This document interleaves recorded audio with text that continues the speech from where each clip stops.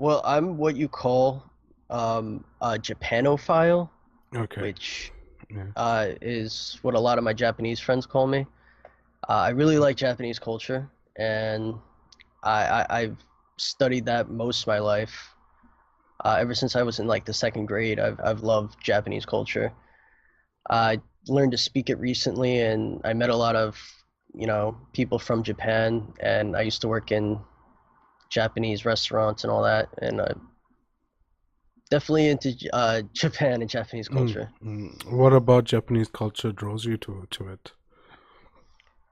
Um, I guess it's the uniqueness. Like, it's such a foreign culture. Like, it's really nothing we've ever seen before, and I like seeing things that are different, seeing all these different things and how people act and wear clothes and live in buildings, live their lives and all that. And Mm. Japan just seems so alien to me. Japan, yeah, they are pretty unique by themselves on that island there, on the land of the rising sun. They're the first to get sun, I believe. And yeah, Yeah. like I've also had my stints where I was deep into Japanese culture. I attempted to learn Japanese once online. That didn't go very far. That didn't go beyond like hello, how are you? Like konnichiwa. Like um but yeah, like how did you learn? Oh, I had this thing called Pimsleur. It's like an audio tape. You just listen to it and you repeat it. It's those kind of audio tapes, and it's like a really repetitive thing. Like you say konnichiwa like a dozen times until you remember it fully. Konnichiwa a dozen times. I think I've said konnichiwa a dozen times in my lifetime. I've got that one down.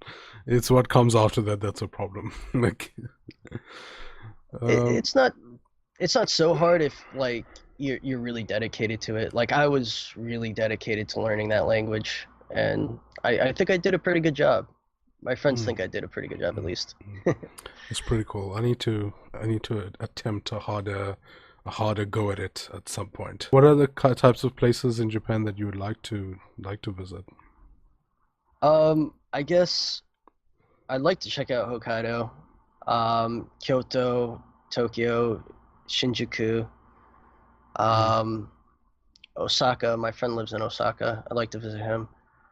Um, I guess a lot of places.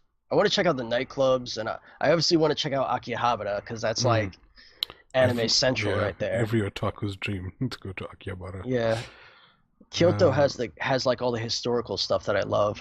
yeah. Hokkaido, that's like a whole historical place right there. Yeah. And Osaka, my friend lives there, and I'd like to see him. Mm.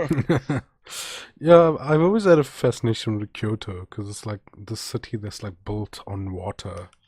It's like a aquifer, right? So like there's just water everywhere.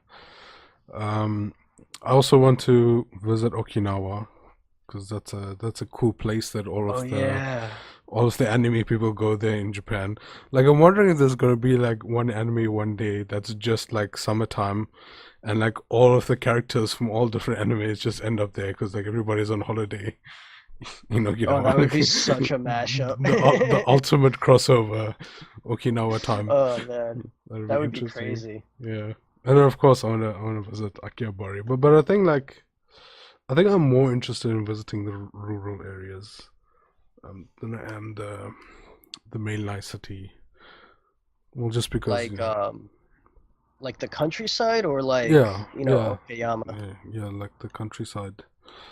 Like just just walking one of those like rice paddy fields or like through the forests, and, like see all of the bugs that Satoshi was catching before he tore up like Pokemon.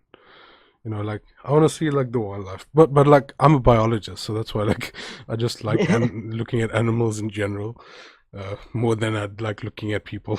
So maybe that's why. No, I Um, understand that.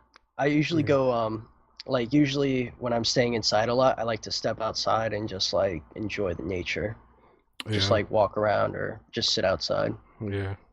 When you hear the cicadas, like you always hear in anime, that's all you hear Mm. outside.